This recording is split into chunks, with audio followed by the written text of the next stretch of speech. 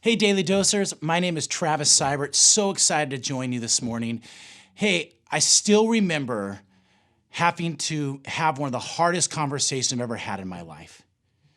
You see, I had to sit down my three kids, and I remember telling them that their cousin, who was their best friend, who they hung out with all the time, was going to die with cancer.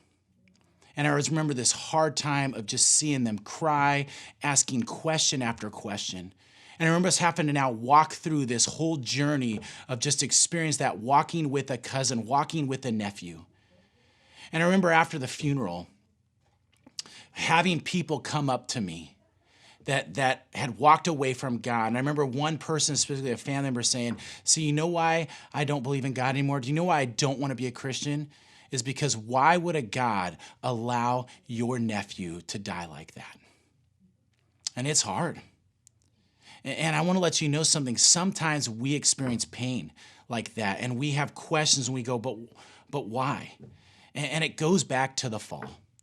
You see, it wasn't God who causes that pain. In fact, it says in James chapter 1, verse 13, it says, "When tempted, no one should say, 'God is tempting me,' for God cannot be tempted by evil, nor does he tempt anyone. But each one is tempted when by his own evil desire he is dragged away and enticed. And then after desire has conceived, it gives birth to sin. And sin, when it becomes full grown, gives birth to death."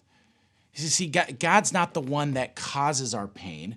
It's not his fault. It's because he gave Adam and Eve, back on the third page of the Bible, he gave them a choice. He gave them that freedom. He loved us enough, gave them that freedom. Because of that choice, and they chose wrong, we're suffering with sin. And it's crazy. It talks about in Romans, because of one man's sin. But there's hope.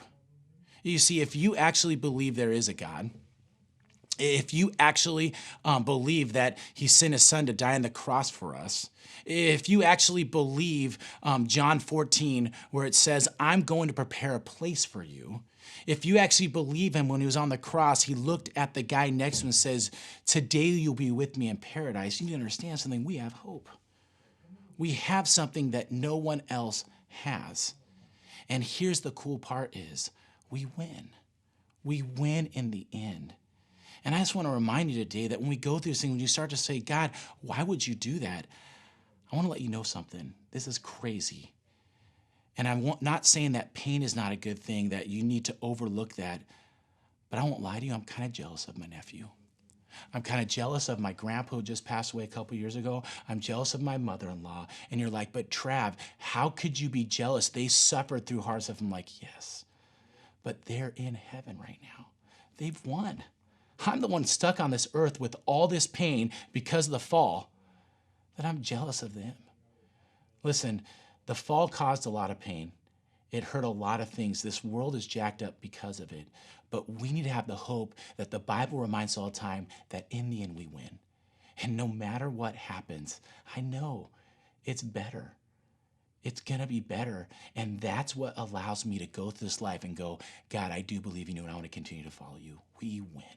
Daily Dosers, thank you so much for that. I hope I can just encourage your mind, no matter what goes on, don't forget, we win.